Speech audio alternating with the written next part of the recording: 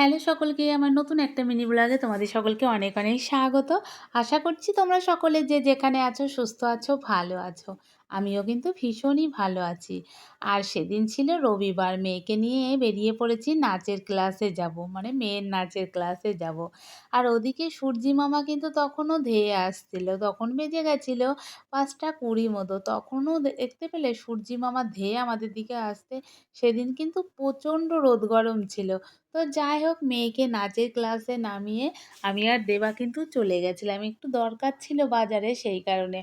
তো এখানে দেখো রাস্তায় কি পরিমাণে জ্যাম।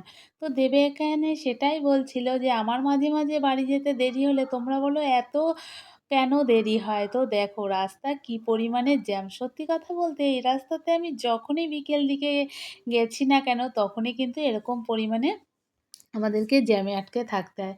তো বেশ কিছুক্ষণ এখানে ওয়েট করার পরে তারপরে কিন্তু আমরা একটা একটু এগিয়ে এসে ভেতরের রাস্তা দিয়েই এলাম। তো এদিকে দেখো দুর্গাপুজোর প্যান্ডেলও কিন্তু শুরু হয়ে গেছে।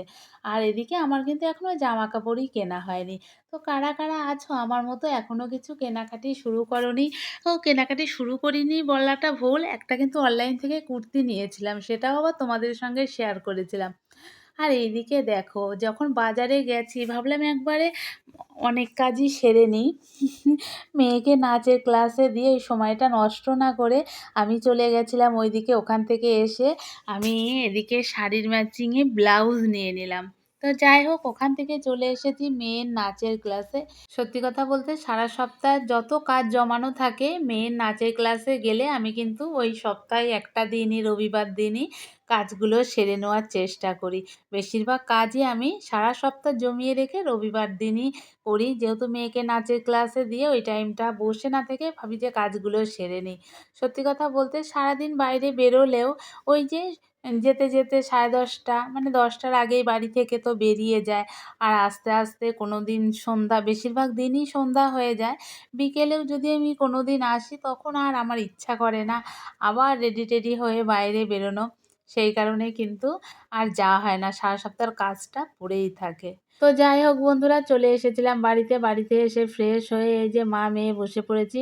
আমাদের প্রচণ্ড পরিমাণে খিদে পেয়ে গেছিলো, দেখেই বুঝতে পারছো। মা মেয়ে হাপুস হুপুস করে আমরা এখানে খাওয়া শুরু করেছি।